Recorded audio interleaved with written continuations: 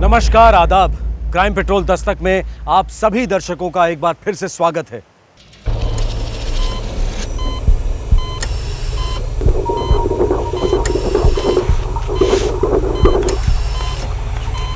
First class, एकदम first class है। Doctor, बच्चा बाबा है या बेबी?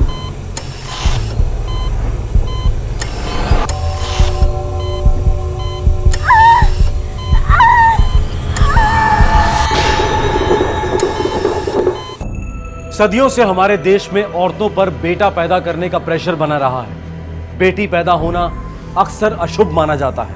कई बार फीमेल फीटस का अबॉर्शन किया जाता है और अक्सर बेटी पैदा हो जाने के बाद भी शिशु की हत्या की जाती है। जब भी कोई औरत टेंशन में आकर डॉक्टर से यह जानना चाहती है कि उसके पेट में लड़का है या लड़की, ये एक दस्तक है कि होने वाली मां पर दबाव है लड़का पैदा करने के लिए। जून 2011, महाराष्ट्र।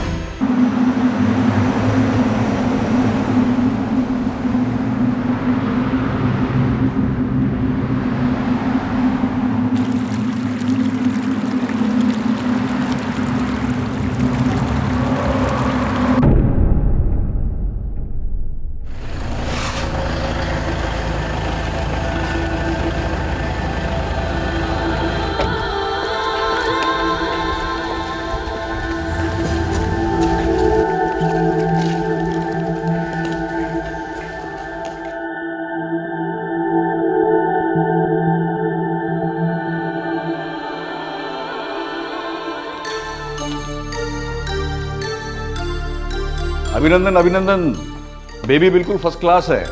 अंदर अंदर फुटबॉल खेला जा रहा है। Thank you doctor.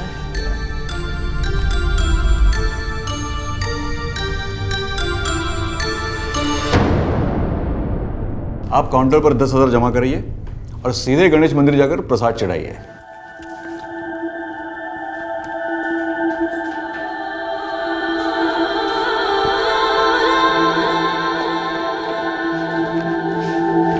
Doctor Shastri, yes. मेरे बाबा मिस्टर विशंबर ने आपसे बात की होगी। हाँ, या।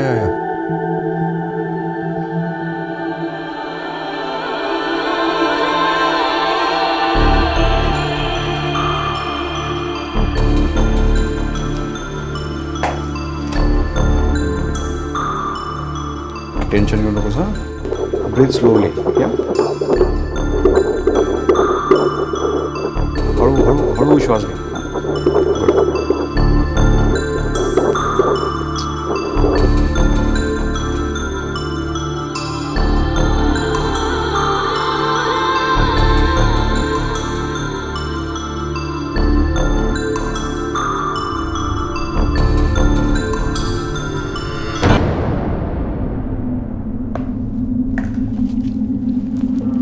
आप काउंटर पर 40,000 जमा करिए और बाहर वेट करिए प्लीज।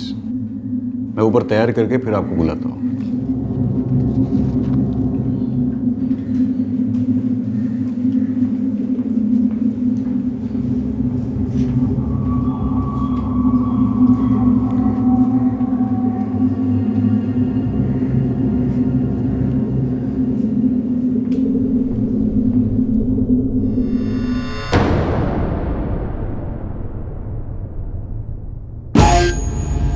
दस 10,000, 40,000, 10,000, 40,000, 10,000, 40,000। यार शिवनाथ, ये बड़ी बड़ी गाड़ियों में बड़े लोग, पर इनकी अकल इतनी छोटी क्यों होती है? क्यों रे, क्या बिगाड़ा है उन्होंने तेरा? हाँ? अरे ये नदी हमारी, नदी का पानी हमारा। अब ये लोग इसमें कचरा फेंकेंगे तो नुकसान किसका? अरे पर को कचरा नहीं था। हाँ। गणेश जी का प्रसाद और फूल थे ना। अरे जो भी है, पर है तो अपने पानी के लिए जहर ही ना। हाँ तो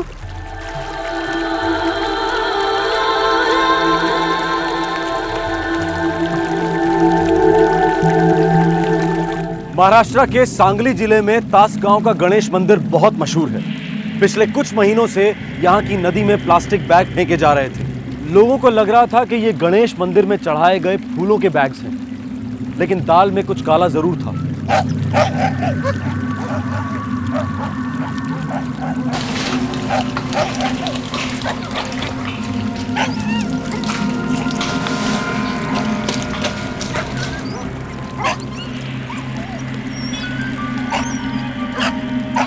शिवनाथ, मैंने कहा था ना, इन प्लास्टिक की पोटलियों में कुछ गड़बड़ है। कभी कुत्तों को फूल प्रसाद खाते देखा है क्या? हाँ भैया भालेराव, अपने गांव में तो इतने कुत्ते नहीं थे, पता नहीं कहाँ से सूंघते हुए आ रहे हैं।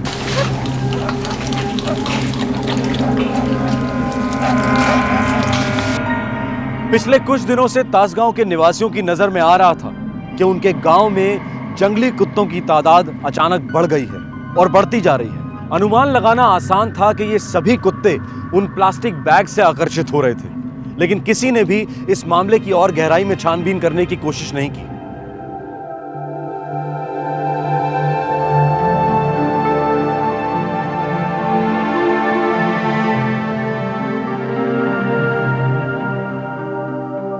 ऐसा दिल नहीं उदास करते मल्लिका, हम फिर से ट्राई करेंगे ना। और दोबारा वही हुआ तो? ऐसा बोल के मूड का सत्यानाश ना करो, हमारा नसीब इतना भी खराब नहीं होगा।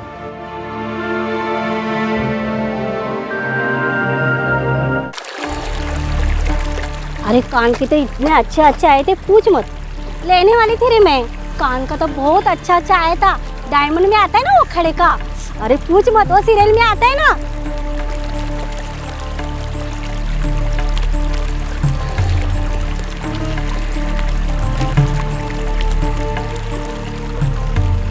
ये देखना, नदी को भी नहीं छोड़ते, कितना गंदा करके रखा है। देवारा देवार, ये देख ले प्लास्टिक के बैग में क्या पड़ा है। ये तो बच्चे के पाँव है रे। अपना पाप फेंक कर जा रहे हैं हमारी नदी में। इतनी हिम्मत! अरे कितने कमीने हैं ये लोग। पाटिल जी, उस पर कई प्लास्टिक की थैलियां फेंकी हुई है, जंगली कुत्ते फाड़ फाड़ के खा रहे। अब समझ में आ रहा है। ये सभी गर्भ 3 महीने के ऊपर के हैं और कुछ तो 5 महीने के। और ये सारे के सारे लड़कियों के होंगे, है ना? जी हाँ, बिल्कुल, सारे के सारे फीमेल फेटिसेस ही है। इसका मतलब गैर कानूनी सेक्स डिस्क्रिमिनेशन हो रहा है कहीं। और लेट एबॉर्शंस भी। ये जरूर किसी मैटरनिटी होम या फिर गायनेकोलॉजिस्ट की क्लिनिक का काम हो सकता है। सुन दे, इलाके के जितने भी गायनेकोलॉजिस्ट हैं, मैटरनिटी हॉस्पिटल हैं, उन सब की एक लिस्ट बनाओ। इनमें से एक ना एक तो जरूर बंद होकर के रहेगा। सर, पूरे तसगांव में 25 क्लिनिक्स हैं, 15 ऑपरेशन क्लिनिक और 10 सोनोग्राफी सेंटर्स। सोनोग्राफी सेंटर में अबॉर्शन नहीं किया जाता, सुन दे, उसकी तैयारी की जाती है। गैर कानूनी तरीके से पता लगाया जाता है कि गर्भ के अंदर लड़का है या लड़की। तो रेड के लिए ऑर्डर लेना होगा? सबके लिए ले लेंगे, एक भी नहीं छूटना चाहिए। इंस्पेक्टर, ये रही आपकी रिपोर्ट। अब आपको कोर्ट के ऑर्डर मिलने में आसानी होगी। Thank you doctor. सारे के सारे क्लिनिक्स पे रेड करने का इरादा है। उसकी जरूरत नहीं है, एक आसान तरीका है जिससे आप सही क्लिनिक तक पहुंच सकते हो जो ये गलत हरकत कर रहा है। और वो क्या है? हाँ, खबर लेट मिली थी, क्या करते हैं? ये काम अरसे से चल रहा होगा, इसका मतलब है अब तक सैकड़ों इलीगल एबॉर्शंस हो चुके होंगे। बिल्कुल मैम, लेकिन सारे के सारे फीटस हाथ लगना मुश्किल है। जंगली कुत्ते खा गए होंगे सारे। लेकिन फिर भी आप असली कुत्तों तक पहुंच सकते हैं जो ये गिरी हरकत कर रहे हैं। वो कैसे? आप अपने एरिया के सभी मेडिकल स्टोर्स पे रेड कीजिए, उनके रिकॉर्ड्स और उनके सेल्स चेक कीजिए। जिस भी क्लिनिक में माइक्रोडिल बायल की सेल सबसे ज्यादा हुई होगी वो है आपकी गुनहगार क्लिनिक। ये मैक्रोडिल वाइल्स क्या होते हैं? ये वो दवाई है जिसके बिना एबॉर्शंस नहीं हो सकते। Thank you very much doctor. मैं सिर्फ चाहती हूँ कि गुनहगार पकड़े जाएं। Bloody murderers.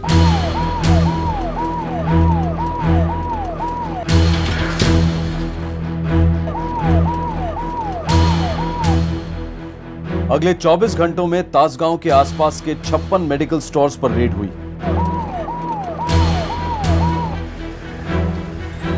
और आखिरकार पुलिस का तीर निशाने पर लग ही गया। सर, आपको जरूर कोई गलतफहमी हुई है सर। मैं तो एक छोटा सा सप्लायर हूँ सर। सर, एबॉर्शन की दवा मैक्रोडिल के 10-12 खोखे के अंदर पड़े हुए हैं। ऐसा लगता है कि ये वही मेडिकल स्टोर है। चलो दिखाओ। हाँ सर।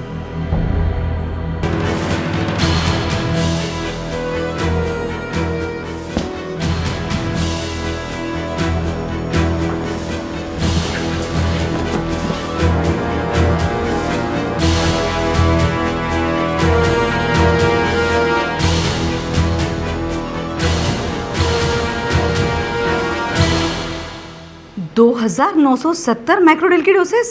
ये सारी की सारी हमें उस मेडिकल स्टोर से मिली है मैडम। कोई भी डीलर इतनी सारी डोसेज सप्लाई नहीं कर सकता। This is illegal. अरे अपना ड्रग कंट्रोल डिपार्टमेंट क्या सो रहा है? आंखों पर नोटों की पट्टी बांध करके बैठा हुआ है, और क्या करेगा? अगर मेडिकल स्टोर्स में इतना सारा स्टॉक है तो एबॉर्शंस की तादाद कितनी होगी? दिन रात फीमेल फीटस अबॉर्ट हो रहे हैं दुबे। इतनी बड़ी मात्रा में मैक्रोडेल कहां से ला रहा है तू, और किसको सप्लाई करता है? मैं सिर्फ स्टॉक करता हूं सर। देख दुबे, किसी को भी यह पता नहीं चलेगा कि तू इन सब में इन्वॉल्व है, और किसी को यह भी पता नहीं चलेगा कि इंस्पेक्टर शेख ने इसी दवाई के 10-20 डोज तुझे इंजेक्ट किए और फिर एक काले बैग में डाल करके कुत्तों को खिला दिया। सर वो दुकान मेरी नहीं है सर, मैं सिर्फ चलाता हूं सर। तू चलाता है सिर्फ, और तुझे कौन चलाता है? एक है। कौन? डॉक्टर शास्त्री हैं सर। एक है या और भी हैं? सर वो एक काफी है sir. Sir MH12 MH5617 maroon colour की इनोवा। इस गाड़ी में से एक प्लास्टिक का बैग उस नदी में फेंका गया था। एक गांव वाले ने इस गाड़ी का नंबर नोट किया था। MH12 पूनगर रजिस्ट्रेशन है। जी। पता लगाओ कौन है इस गाड़ी का मालिक, जिसे एक नन्ही सी जान इतनी भारी पड़ गई।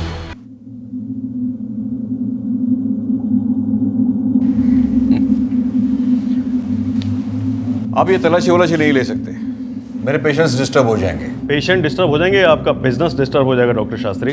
क्या मतलब? जब हम आपके सारे रिकॉर्ड चेक करेंगे, आपके क्लिनिक का चप्पा चप्पा छान मारेंगे, उसके बाद में आप हमारा मतलब भी समझ जाएंगे। तलाशी लो पूरे क्लिनिक की। Yes sir. हटो हटो तुम लोग हटो।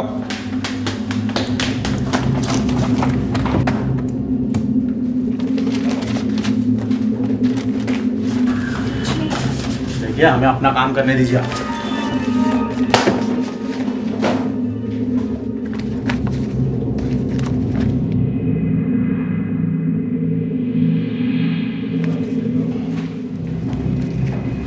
Sir 19 number.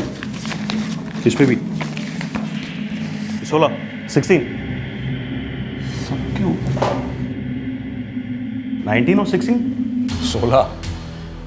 16 मतलब प्रेगनेंसी के 16 हफ्ते, 19 मतलब 19 हफ्ते। औरतें आपके पास में 16वें और 19वें हफ्ते में ही क्यों आ रही हैं अपनी प्रेगनेंसी टेस्ट करवाने के लिए? मेरा मतलब 25वें हफ्ते में या फिर 15वें हफ्ते में, 24वें हफ्ते में या 10वें हफ्ते में क्यों नहीं? Nice question. 16वें और 19वें हफ्ते में हालात कुछ ज़्यादा नाजुक होते हैं। सर पिछले 6 महीने में 10 एबॉर्शन हुए। Extreme, I mean extreme cases थे, कुछ माओं की जानों को खतरा हो सकता था। 6 महीने में 10 अबॉर्शन, और आपके मेडिकल स्टोर में 2970 मैक्रोडेल की डोजेस। रेशो कुछ अजीब सा नहीं लगता आपको? क्यों? दवाइयों का स्टॉक करना जुर्म कब से हो गया? नहीं, कोई जुर्म नहीं है, लेकिन एक दस्तक जरूर है कि जुर्म इर्द गिर्द ही है, और बहुत संगीन जुर्म है। मुझे आपके दवाई के स्टॉक के सारे स्टेटमेंट्स, परचेज ऑर्डर की रिसीप्ट्स, डिटेल्स, सब कुछ चाहिए अभी। अभी तो यहाँ नहीं है, घर पे है, भिजवाता हूँ आपके पुलिस स्टेशन पे। सर बाहर कंपाउंड में कोई चीज़ मिली है, जल्दी चलिए सर। सोंडे 16वां हफ्ता या 19वां हफ्ता? क्या बोल रहे हैं आप? मेरे तो कुछ समझ में नहीं आ रहा है। बोलेंगी तो अब तस्वीरें डॉक्टर, पोस्टमार्टम की रिपोर्ट बोलेगी अब। सोंडे इस जगह के बराबर तलाशी लो, कोई भी जगह बचनी नहीं चाहिए निगाह से। और हाँ, ये हमारे अबॉर्शन एक्सपर्ट, रास्ता दो इसको। एक मिनट। क्या ग्राउंड्स क्या है आपके पास? आपके कंपाउंड में एक फीटस मिला है डॉक्टर। असो आपके मेडिकल स्टोर में दवाई मिली है हद से ज्यादा अबॉर्शन की। So what? अभी मैं आपसे उनके पेपर्स मांग रहा हूँ और आपके पास में दिखाने के लिए नहीं है, और आप मुझसे ग्राउंड पूछ रहे हैं। पकड़े से। Don't ever touch me. Don't touch me. Let me talk to my lawyer. Lockup में बात करिए अपने लॉयर से, क्योंकि जमानत तो आपको मिलेगी नहीं। एक मिनट। डॉक्टर शास्त्री की जमानत हुई, उसके लॉयर ने एंटीसिपेटरी बेल ले ली थी। पुलिस को डॉक्टर शास्त्री के कंपाउंड से फीटस मिला तो था, लेकिन वो तो वहां पर किसी ने भी फेंका हो सकता है। कानून को ठोस सबूत चाहिए थे। सर वो इनोवा पुणे के एक बिजनेसमैन विशंबर की है, उसका लड़का और बहू तसगांव आए थे। जरूर शास्त्रीय क्लिनिक में अबॉर्शन कराने के लिए आए होंगे, नहीं तो वो काला प्लास्टिक का बैग नदी में क्यों फेंकते? मैंने पुणे जाने के लिए टीम रेडी कर दिया सर। Good, impressed. अब देखते हैं शास्त्री को जमानत कैसे मिल पाती है।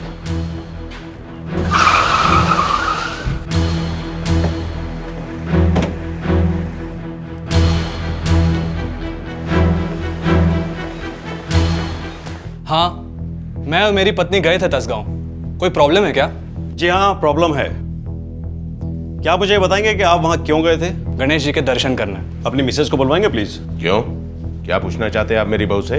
वही जो वो जानती हैं। देखिए, आपको जो पूछना है मुझसे पूछिए। गर्भ का सेक्स डिटर्मिनेशन टेस्ट आपका हुआ था। गर्भ में लड़की है ये जानकर के अबॉर्शन आपने करवाया था अपना। क्या बकवास कर रहे हैं आप? आपके और डॉक्टर शास्त्री के फोन रिकॉर्ड्स हैं हमारे पास में। ऐसे चश्मदीद गवाह हैं जिन्होंने आपकी बहू को फीटस फेंकते हुए देखा पानी में। पूना के गायनोकोलॉजिस्ट के भी रिकॉर्ड्स हैं हमारे पास में। काफी समय तक वही आपकी बहू को मॉनिटर कर रही थी ना। ये सब बकवास नहीं है मिस्टर विशंबर, ये सबूत है, सबूत। अब आप अपनी बहू को बुला दें या फिर मैं आप दोनों को अरेस्ट करके पुलिस स्टेशन ले चलूं पूछताछ करने के लिए, क्योंकि आपके पेट में एक लड़की पल रही थी।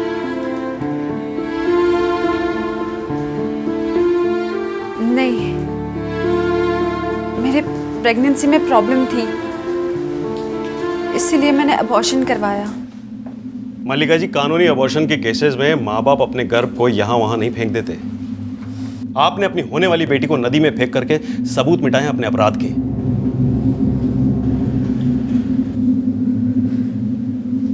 ये झूठ है।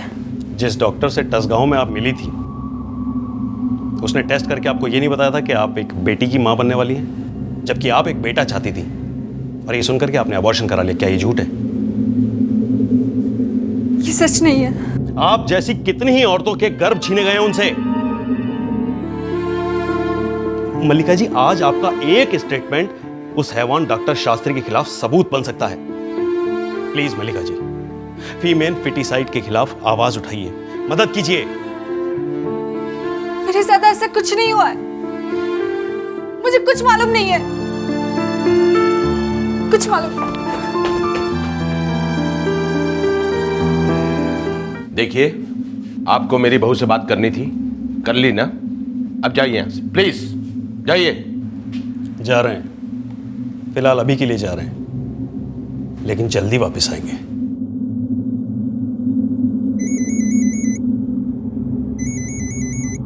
हेलो, डॉक्टर शास्त्री के खिलाफ सबूत चाहिए ना आपको? कौन बोल रहे हैं आप? देखिए, आप अपना नाम पता बता दीजिए। घबराइए नहीं, आपको पूरी प्रोटेक्शन दी जाएगी। मेरी चिंता छोड़िए, बस आप अपने ऑफिस जल्दी पहुंचिए। मैंने सबूत वहां भेज दिए हैं, 15-20 मिनट में आपको मिल जाएंगे। देखिए, अगर आप लाइव स्टेटमेंट देंगे तो हमारे सबूत तो और मजबूत होंगे। मैं जितना कर सकती थी मैंने किया है। हेलो हेलो,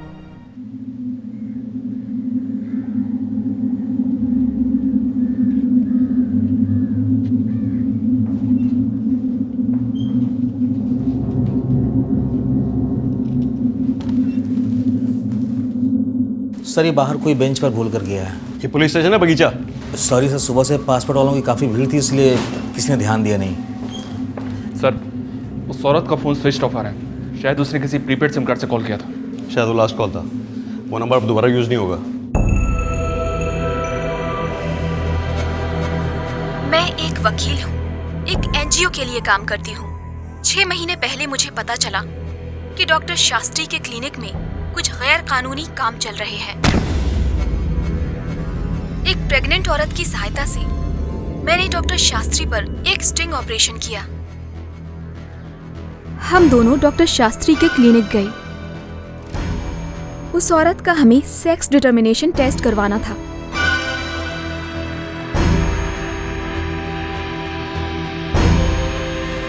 ठीक है, आप अंदर 5 मिनट इंतजार कीजिए, मैं अभी आया। एक्सक्यूज मी, सिक पेशेंट, आप बाहर वेट करिए प्लीज। मेरा बैड लक था कि मैं उस रूम में नहीं जा सकी जहां doctor Shastri sex determination test कर रहे थे। मेरे पास छुपा हुआ एक पेन कैमरा भी था, लेकिन लकीली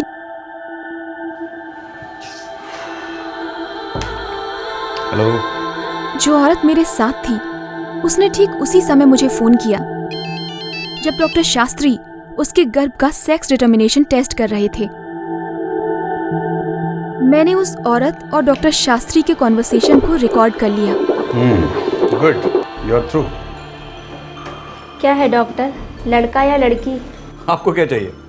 मुझे तो लड़का चाहिए। श्योर? या सर। ये लकी लड़का ही दिखा रहा है, कबड्डी खेल रहा है। ये रहे आपकी रिपोर्ट्स। इसे दिखाकर आप काउंटर पर 10,000 जमा करिए और सीधे गणेश मंदिर जाइए, गणेश जी को पेड़े चढ़ाइए और बेटे का इंतजार कीजिए। मैंने नोटिस किया कि मेरी पार्टनर की रिपोर्ट पर नंबर 16 लिखा गया था। जिस वेटिंग एरिया में मैं वेट कर रही थी, वहाँ पर मैंने कुछ और ही नोटिस किया। बाहर बैठी इंतजार कर रही औरतों की रिपोर्ट्स पर नंबर 19 यानी 19 लिखा गया था और उन सबको काउंटर में 40,000 रुपए जमा करने को कहा गया और उन सबको इंतजार करने के लिए कहा गया, जबकि हमें सिर्फ 10,000 रुपए देकर जाने के लिए कहा गया। कई डॉक्टर्स से बात करने के बाद मुझे नंबर 16 और नंबर 19 का राज पता चला। मैंने रिपोर्ट्स की कॉपी सीडे के साथ भेजी है।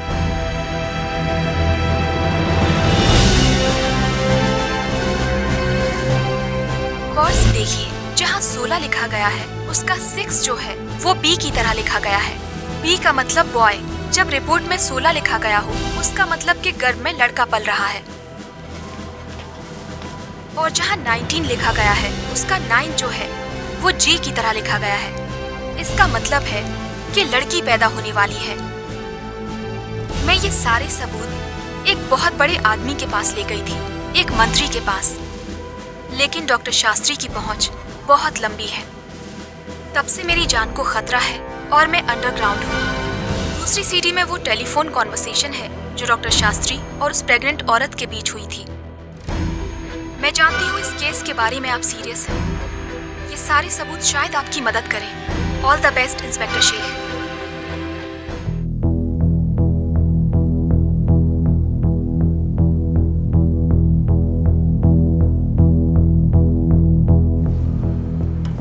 इंस्पेक्टर, इस टेलीफोनिक कन्वर्सेशन को कोर्ट सबूत नहीं मानेगी। मुझे लगता है कि अरेस्ट वारंट इशू होना मुश्किल है, एक्चुअली नामुमकिन। मैक्रोडेल वकील साहब, 2,970 डोजेज और आप कह रहे हैं नामुमकिन है? इंस्पेक्टर, एक्चुअली ये ड्रग स्टॉकिंग वायलेशन का मामला है और डॉक्टर शास्त्री अपनी दुकान खुद तो चलाते थे नहीं, वो दुबे के थ्रू चलवाते थे। तो डॉक्टर शास्त्री के नाम पर बिल फटने की संभावना है ही नहीं। शास्त्री बहुत टेढ़ा आदमी है, हमें और ठोस सबूत चाहिए।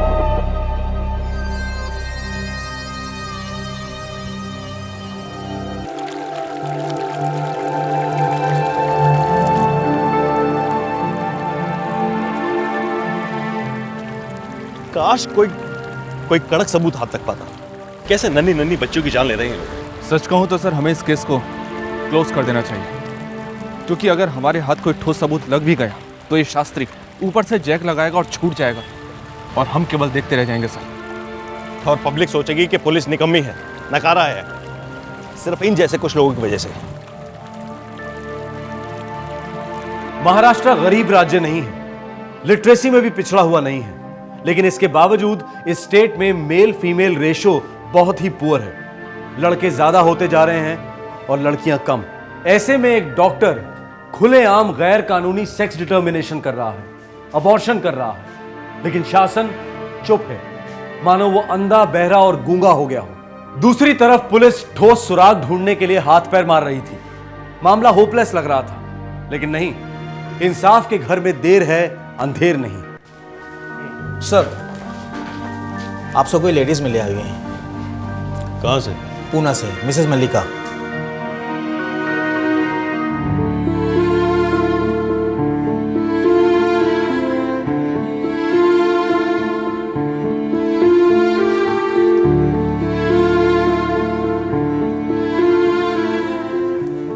नहीं सा गया ना?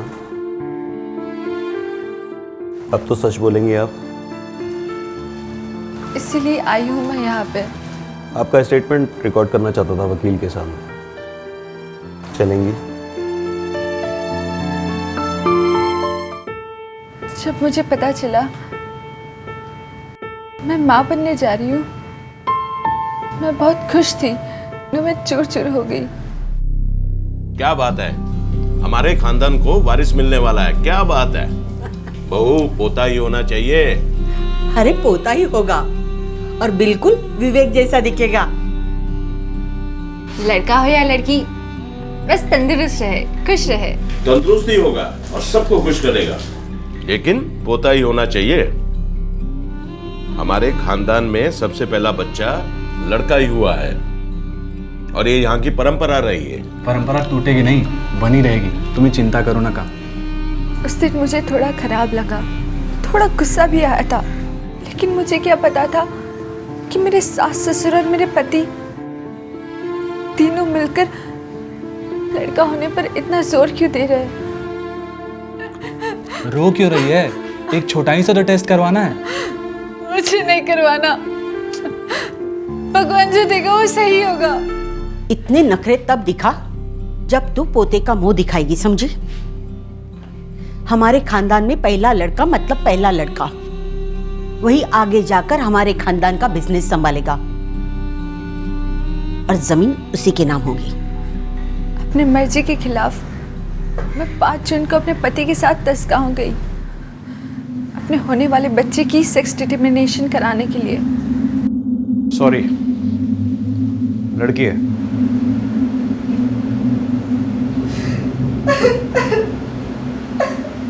जो भी है आपको तय करना है, लेकिन जल्दी कीजिए। 5 मिनट में आप मेरे केबिन में आके मिलिए।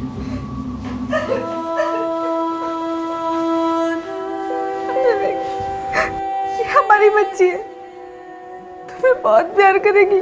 बेटे के बाद इसका नंबर आएगा, पहले बेटा ही होगा। मेरी मर्जी नहीं थी, बिल्कुल नहीं थी। वो अबॉर्शन मेरे साथ जबरदस्ती किया गया। मैंने मेरी बेटी की हत्या की है। मैं गुनहगार हूँ, गुनहगार। मैंने मेरी खूबसूरत बच्ची की लाश को उस नदी में फेंक दिया।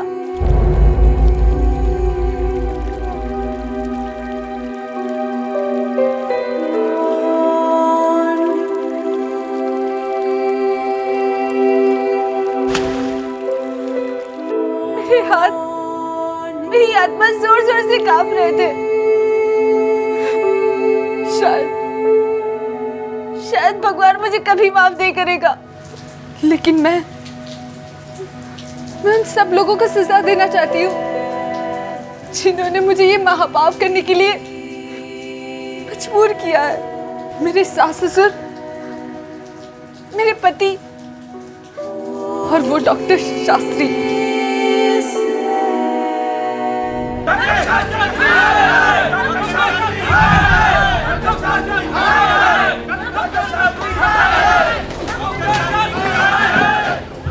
मैं जानता हूँ डॉक्टर शास्त्री के आपके हाथ में कई बड़ी हस्तियों के पत्ते हैं, लेकिन मेरा पत्ता नहीं है। मैं पागल कुत्ते की तरह तुम्हें ढूंढता रहूंगा, नोचता रहूंगा। जितनी बार आप मेरे जबड़े से निकल करके भागेंगे, मैं उतनी बार आपको पकड़ के काटता रहूंगा। पागल कुत्तों के साथ क्या किया जाता है तुम अच्छी तरह जानते हो इंस्पेक्टर शेख। बहुत अच्छी तरह जानता हूँ, और एक बात आप भी जान लो, हजारों बच्चियों की रूहें तुम्हें बद्दुआएं दे रही हैं। तुम बच नहीं सकते, नो चांस।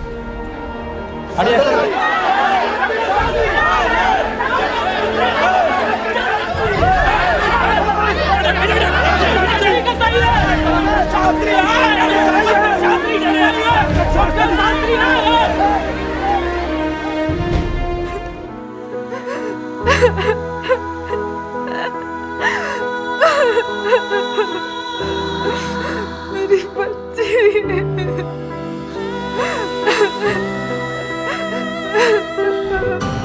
नमस्कार, आदाब। क्राइम पेट्रोल दस्तक में आप सबका स्वागत है।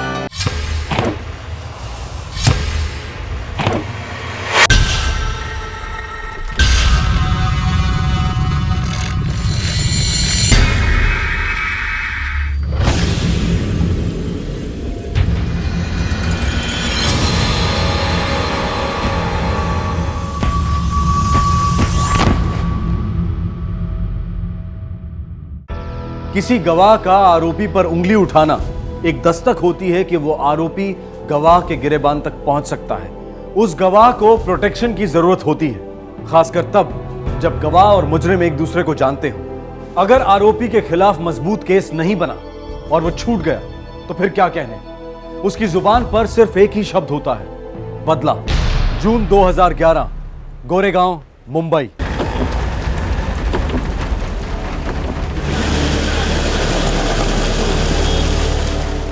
मुंबई का बारिश का कोई भरोसा नहीं है, कब आता है कब जाता है मालूम ही नहीं पड़ता। दोषी आ गया साहब। मालूम है मेरे को, गाड़ी साइड में दबा दे। डिक्की खोल।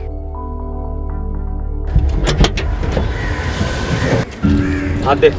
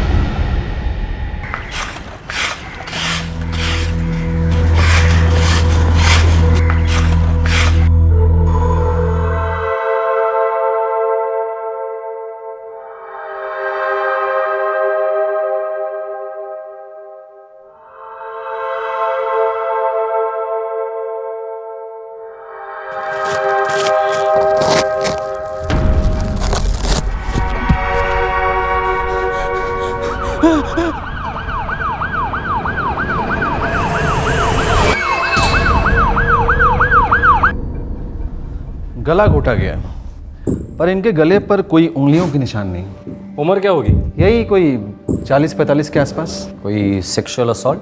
नहीं नहीं नहीं, बिल्कुल नहीं। कोई स्ट्रगल, मतलब कातिल के साथ कोई हाथापाई? No struggle.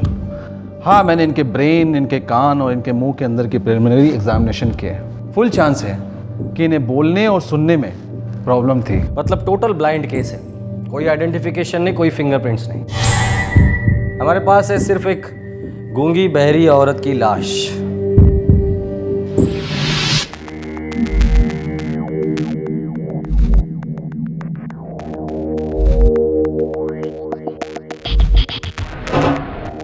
ये तो रेलवे यार्ड का स्टैंप है। या तो विक्टिम इससे कनेक्टेड है या कातिल, या फिर दोनों।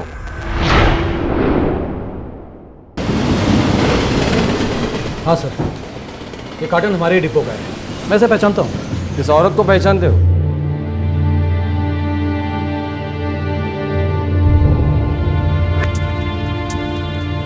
अरे सोटे के साहब, ये तो हसाफरित आई है ना, आप पहचानते नहीं क्या इसको? नहीं सर, सॉरी, मैं इसे नहीं पहचानता। इस औरत की लाश इस कार्टन में मिली है। आप बेचारी गूंगी बेरी थी ये तो। क्या काम क्या करती थी? रेलवे के मेडिकल डिपार्टमेंट में काम करती थी। अच्छी भली औरत थी, किसी से कोई लेना देना भी नहीं था इसका। पता नहीं साहब इसको मार के क्या मिला है किसी को। जनरल क्लरिकल जॉब्स करती थी, रिकॉर्ड्स रखना, फाइलिंग, टाइपिंग। यहाँ कब से काम कर रही थी? पिछले साल से। पति रेलवे में था, एक्सीडेंट में मारा गया, तो इसे जॉब दे दी गई। रहती कहाँ थी? यही रेलवे क्वार्टर्स में। काम पर कब से नहीं आ रही है? वैसे तो रोज आती थी, पर कल संडे था तो सेंटर बंद था।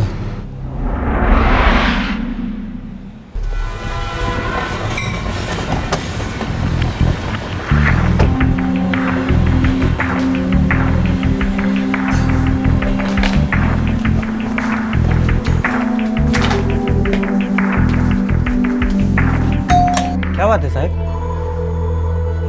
आसावरी जोशी यही रहती थी? रहती थी, पर अब नहीं। तुम लोग कौन हो? साहब, मैं मुकेश कुलकर्णी, ये मेरा छोटा भाई सुरेश कुलकर्णी। साहब, मेरी आई। सब ठीक तो है साहिब? आप लोग इधर? देखिए, हमें एक लाश मिली और आइडेंटिफिकेशन के लिए आपको हमारे साथ चलना होगा।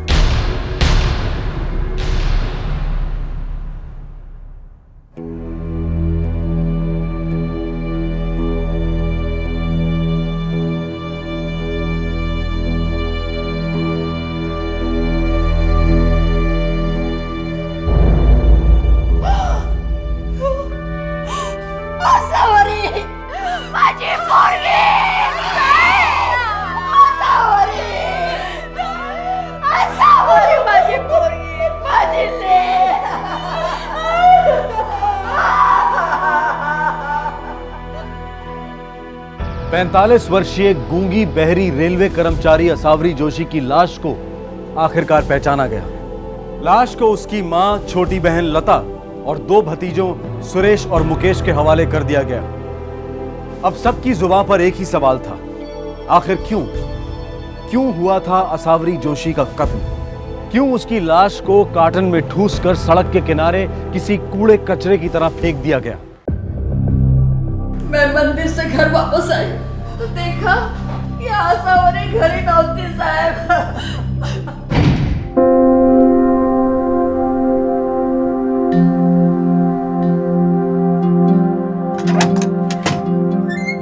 आसावरी, अगं बेटा आसावरी, कुठे आहेस तू? अगे ए आसू, आसू,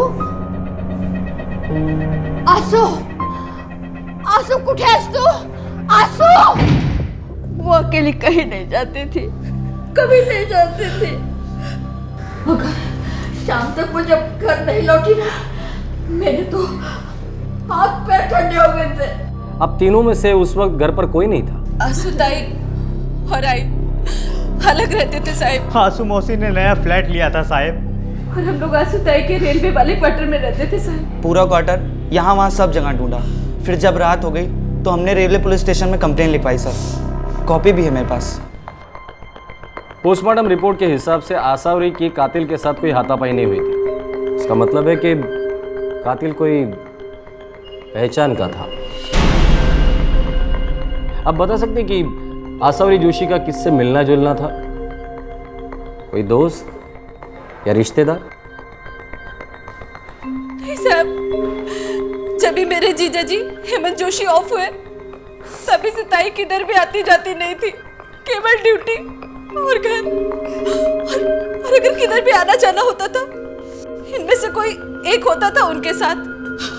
हम तो जानते हैं ना कि ताई बोलो सुन नहीं पाती थी साहब। पर कल संडे था, छुट्टी का दिन, हो सकता है कहीं घूमने फिरने चली गई हो, मतलब गार्डन में या मंदिर में। नहीं साहब, अगर किधर भी होती तो या नए वाले फ्लैट में या फिर हमारे साथ क्वार्टर में साहब।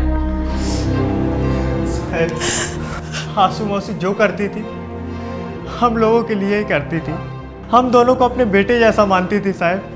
बहुत अच्छी थी साहब, बहुत अच्छी थी।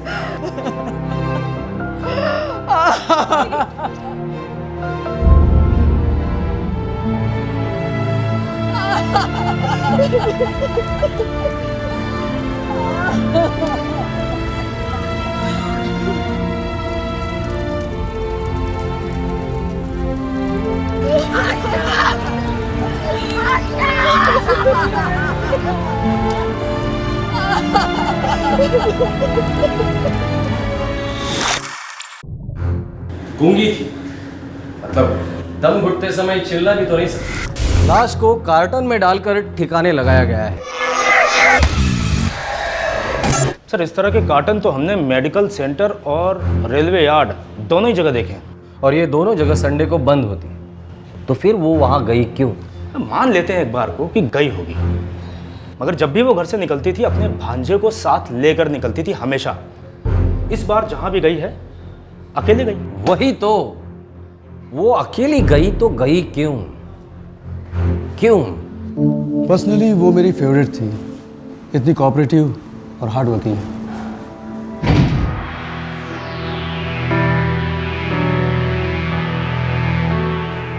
ओ सब भाई, 6:30 बज गए, घर नहीं जाना है क्या?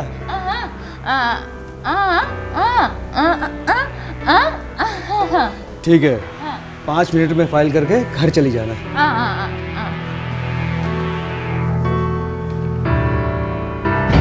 एक दिन भी छुट्टी नहीं, एक दिन भी लेट नहीं, किसी से उसकी कोई शिकायत नहीं। तो ऐसी औरत की कोई जान क्यों लेगा डॉक्टर साहब? किसी के साथ दुश्मनी थी? दुश्मनी तो मैं इमेजिन भी नहीं कर सकता।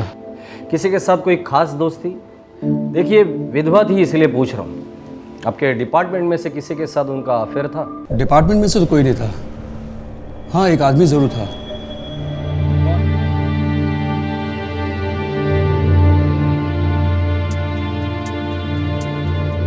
हर तीसरे चौथे दिन वो यहाँ आता था, कोई ना कोई बीमारी का बहाना बनाकर। और घंटों यहाँ बैठा रहता था। लफड़ा कुछ नहीं था साहब, बस मैं आशावरी को बहुत पसंद करता था साहब।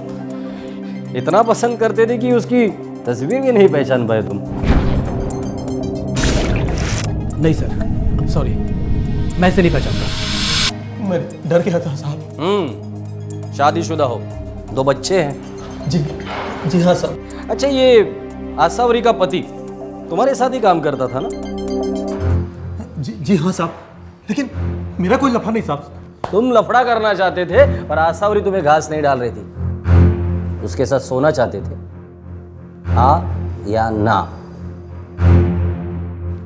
अच्छा बता, संडे को कहाँ था तू? संडे को मैं घर पे था साहब, अपनी फैमिली के साथ, पूरे दिन मैं उन्हीं के साथ था साहब। तो आशावरी को मारने का टाइम कब मिला तुझे? नहीं साहब, मैंने नहीं मारा साहब, मैंने नहीं मारा उसे, भगवान की कसम साहब। मैं तो सिर्फ उसे पसंद करता था साहब। गूंगी बहरी थी, बेचारी थी। सही थी ना? तुम्हारे लिए तो बिल्कुल सही थी। गूंगी थी तो मुंह नहीं खोलती थी, कोई सरदर्द नहीं, जब जी किया तब मजा कर ली। पर उसने मना करी, इसलिए गुस्से में आकर तुमने उसको मार डाला, हाँ या ना? नहीं साहब, नहीं साहब, मैंने उसे नहीं मारा साहब, नहीं साहब, मैंने उसे नहीं मारा साहब, नहीं साहब। पुलिस को सुपरवाइजर पर गहरा शक था, लेकिन पुलिस की तहकीकात से यह पता चला कि सुपरवाइजर वाकई पूरा दिन अपने परिवार के साथ घर पर था और उसी दौरान आशावरी का कत्ल हुआ। सुपरवाइजर अब शक के दायरे से बाहर था और फिलहाल अब शक के दायरे में कोई नहीं था। पुलिस समझ ही नहीं पा रही थी कि कोई एक मासूम गूंगी बहरी औरत का कत्ल क्यों करेगा। सर, इस केस की बैकग्राउंड मैंने चेक किया। आशावरी का फ्लैट 4 महीने पहले खरीदा गया था, तब से वो अपनी माँ के साथ वहाँ पे रह रही है। और अपना खुद का रेलवे क्वार्टर उसने अपनी बहन को रहने के लिए दे दिया, जो अपने लड़कों के साथ वहाँ रहती है। जी, लता, उसकी छोटी बहन, विधवा है वो भी। उसके हस्बैंड की डेथ 5 साल पहले रोड एक्सीडेंट में हो गई थी। ये फ्लैट खरीदने से पहले ये सब लोग एक साथ ही रहते थे ना? पूरा परिवार आशावरी की सैलरी पे ही चलता था।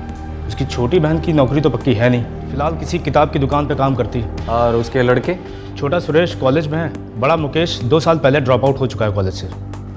बाहर छोटा मोटा कुछ काम करता है सर।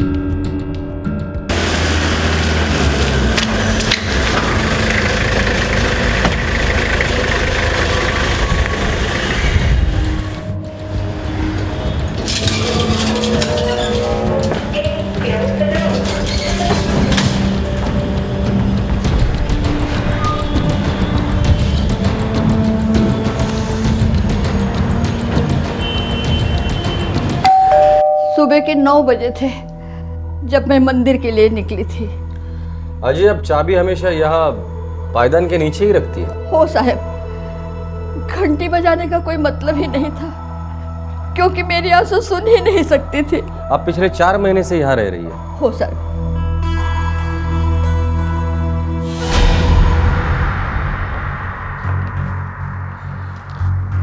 इसमें क्या है? ये कुछ सामान है जो हम रेलवे क्वार्टर से लाए थे। पिछले कई दिनों से हम दोनों सोच रहे थे कि इसका कुछ बंदोबस्त कर दे, लेकिन अब क्या करूं इस सामान का। भगवान ने अच्छा बंदोबस्त कर दिया रे, मेरी आंसू को मुझसे छीन लिया। काय के लड़ तुम आजा बरोबर। आंसू, आंसू।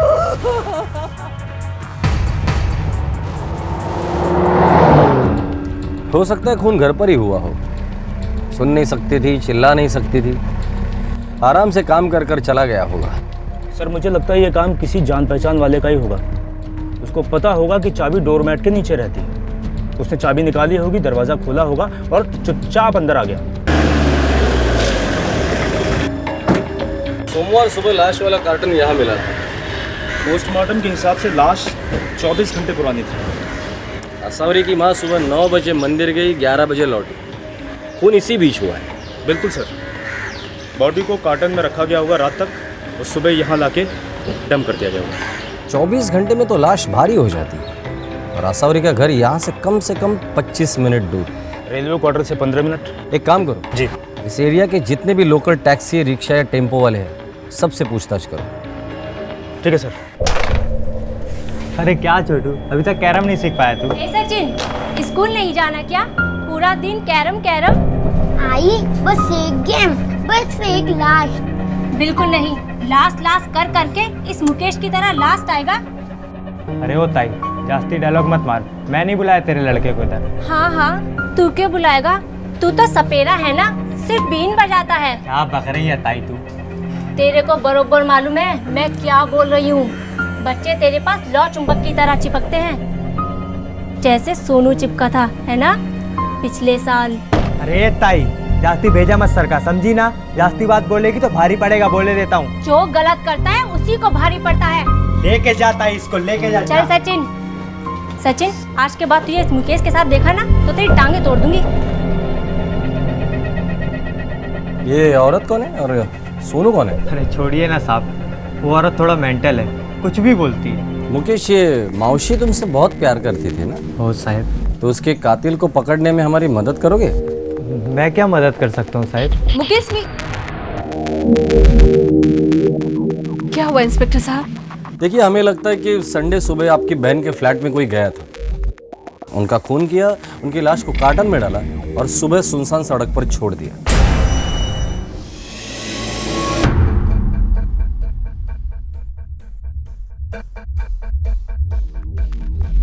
ये कातिल जो कोई भी था, वो ये जानता था कि घर की चाबियां कहाँ हैं। वो ये भी जानता था कि आपकी माँ सुबह 9 से 11 के बीच मंदिर चली जाती है, और वो ये भी जानता था कि आसावरी घर पर ही और कहीं नहीं। अब आप तीनों मुझे एक बात बताओ, वो कौन है जो ये सारी बातें जानता है?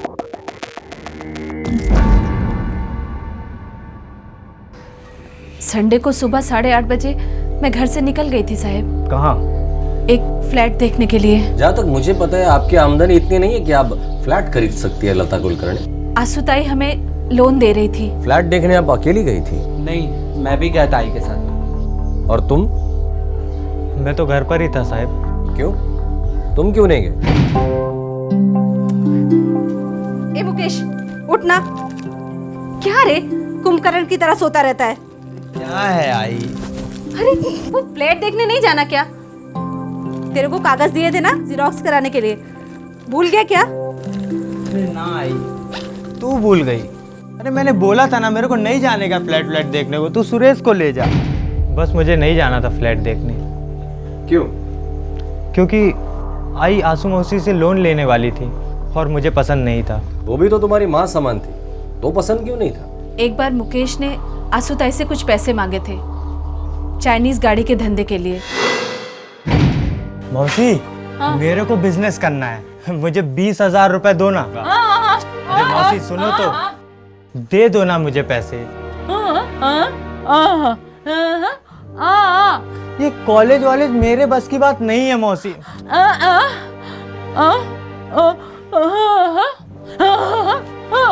आपको क्या लगता है मैं दिन भर आवारागर्दी करता रहता हूँ? अरे नहीं मौसी, मैं काम ढूंढता रहता हूँ, काम, मुझे बिजनेस करना है।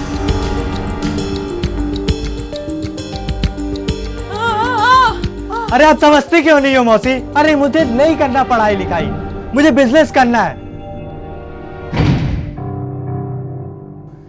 तो आसावरी मौसी ने तुम्हें चाइनीज टपरी के लिए पैसे देने से इनकार किया, पर तुम्हारी माँ को फ्लैट खरीदने के लिए वो पैसे दे रही थी, और यही बात तुम्हें पसंद नहीं आई, इसलिए तुम फ्लैट देखने नहीं गए, करेक्ट? हाँ साहब। एक काम करो, 2 हवालदार यहाँ लगा दो जी, और ये मुकेश की हिस्ट्री निकालो, उसकी हर मूवमेंट पे नजर रखना। ये सोनू एंगल क्या है वो भी जरा चेक करना। मुकेश मुझे थोड़ा चिपचिपा लग रहा है। एक सीधी सादी गूंगी बहरी 45 साल की विधवा का कत्ल हुआ था, जो अपने आसपास के लोगों से बहुत प्यार करती थी। इस केस का सबसे बड़ा सुराग एक दूसरे केस से मिला, एक किडनैपिंग और मर्डर केस से, जो आसावरी जोशी के इर्द गिर्द ही हुआ था। दरअसल आसावरी इस केस से जुड़ी हुई थी। सोनू रेलवे कांस्टेबल का लड़का था सर, 6 साल का। असावरी के रेलवे क्वार्टर से 2-3 घर आगे रहता था। ये वही घर है ना जहाँ लता अपने 2 बच्चों के साथ रहती है? Exactly sir. 1 साल पहले सोनू किडनैप हुआ, 7 मई 2010 को गायब हुआ, 9 मई 2010 को उसकी डेड बॉडी मिली, और केस अभी तक अनसॉल्व है। ये इसमें मुकेश का क्या कनेक्शन है? मेन आरोपी वही है, मुकेश।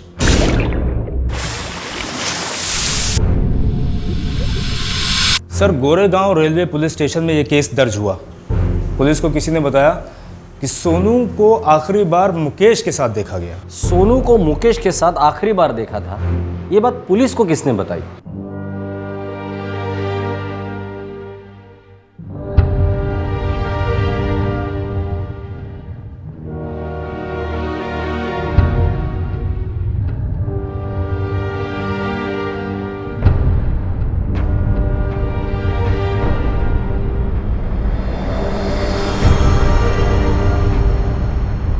असावरी जोशी, उसने सुबह मुकेश और सोनू को एक साथ देखा। उसके बाद सोनू को किसी ने नहीं देखा।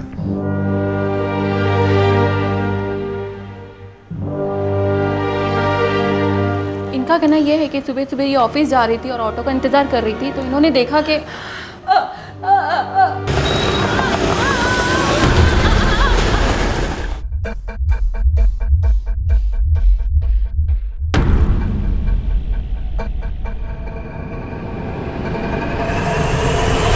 सर, मुकेश ने कबूल किया कि वो उस सुबह सोनू के साथ था, मगर उस पर कोई किडनैपिंग का चार्ज नहीं लगा। उसका रिकॉर्ड एकदम क्लीन था, लड़का एकदम साफ था सर। और अभी भी साफ ही है मुकेश। साहब, आंसू मौसी सच ही कह रही थी। उन्होंने मुझे देखा था सोनू के साथ और वो सही थी। इस बात को लेकर मुझे उनसे कोई नाराजगी नहीं थी साहब। चाइनीज गाड़ी के लिए लोन देने से मना किया था, इस बात का भी तुम्हें गुस्सा नहीं था? ऊपर से एक किडनैपिंग के केस में उसने तुम्हें आरोपी साबित किया था, इस बात का भी तुम्हें गुस्सा नहीं था? संत महात्मा है क्या तू? मेरा यकीन कीजिए, मुझे उनसे कोई बैर नहीं थी। हर वो जो भी कहती थी मेरे भले के लिए ही तो कहती थी साहब। वो मेरे माँ समान थी साहब, माँ ही समझिए।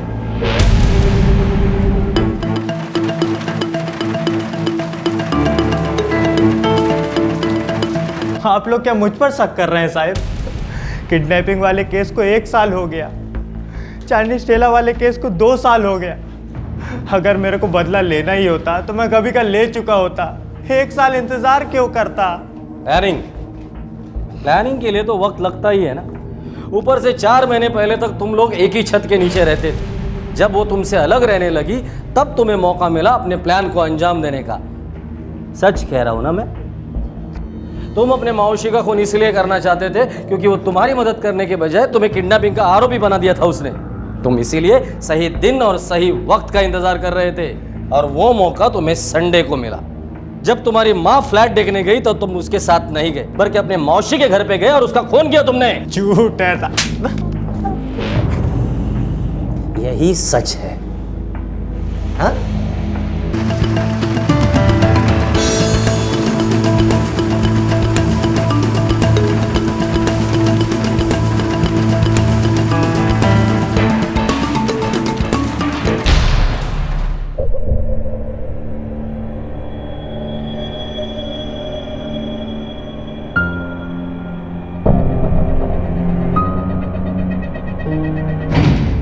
साहब, डिंडोशी आ गया। मालूम है मेरे को, गाड़ी साइड में दबा दे। ले डिक्की खोल। हाथ दे।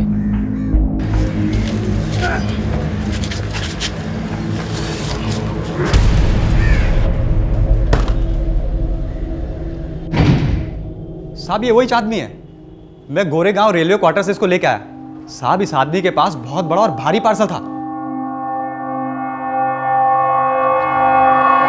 मुकेश फिर एक बार एक संगीन जुर्म में आरोपी बन गया था, लेकिन इस बार वो सबूत ना होने के कारण छूटने वाला नहीं था। मुकेश के खिलाफ ठोस सबूत इकट्ठा हो रहे थे। इस बार मुकेश के पाप का खड़ा फर चुका था। हाँ, खुन्नस थी मुझे उन पर। बचपन से ही मुझे सेकंड क्लास समझती थी, हर चीज में। सुरेश हीरो और मैं जीरो। हर बात पे काटती थी मुझे।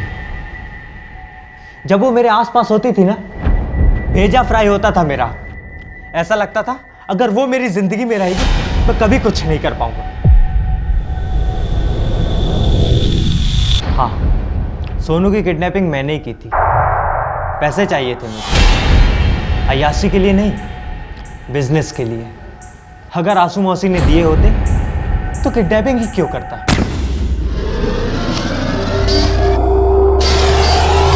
मैं फिरौती मांगने ही वाला था। सोनू का बाप मालदार था, दे देता आराम से। सोनू को तूने मार डाला? हाँ। क्यों? ऑलरेडी मुझ पर ही शक था।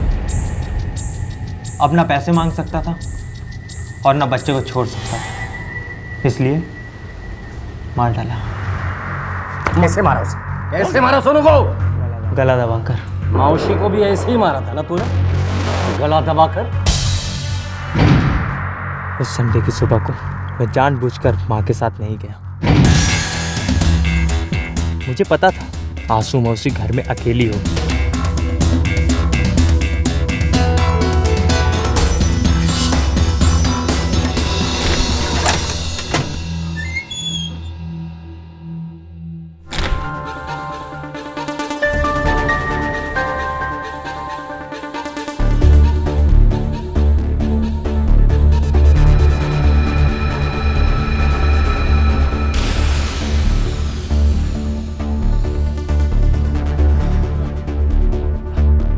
भी आया।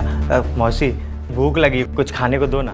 हाँ आप बना के लेके आओ, मैं यहीं हूँ। मैं वहाँ पहुँचा और कहा मेरी माँ जल्दी निकल गई, नाश्ता नहीं बनाया, भूख लगी है। लेकिन मौसी को मालूम नहीं था मुझे दरअसल उनके जान की भूख थी।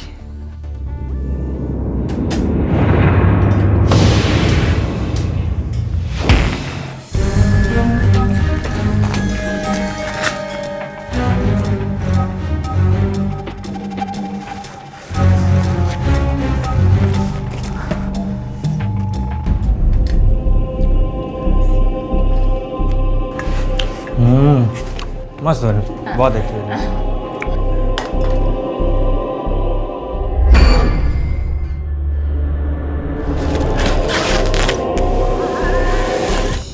रेलवे क्वार्टर के डंपिंग एरिया में सालों से कोई गया नहीं था। उस दिन मैं गया आंसू मौसी के साथ, पूरा दिन उसे वहीं रखा।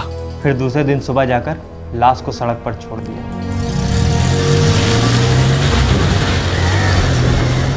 तुम्हें क्या लगा तुम कभी पकड़े नहीं जाओगे?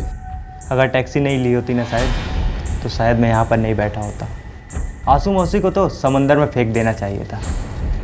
अब दोबारा ऐसी गलती नहीं करूँगा। दोबारा ऐसी गलती नहीं करेगा? हाँ, ऐसी गलती नहीं करेगा? हाँ? हाँ?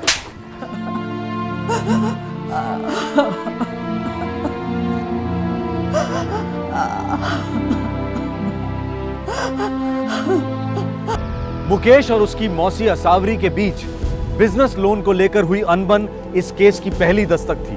सोनू किडनैपिंग और मर्डर केस में मुकेश का इन्वॉल्वमेंट एक बहुत बड़ी दस्तक थी कि लड़के में खतरनाक मुजरिम वाली हैवानियत कूट कूट कर भरी है। गूंगी बहरी होने के बावजूद असावरी ने इस दस्तक को सुना, इसीलिए उसने मुकेश का साथ कभी नहीं दिया।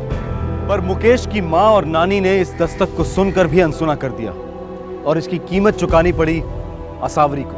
हर जुर्म दस्तक देता है, ध्यान से सुनिएगा, जाने बच सकती हैं। फिर मिलेंगे, अपना ख्याल रखें, सुरक्षित रहें।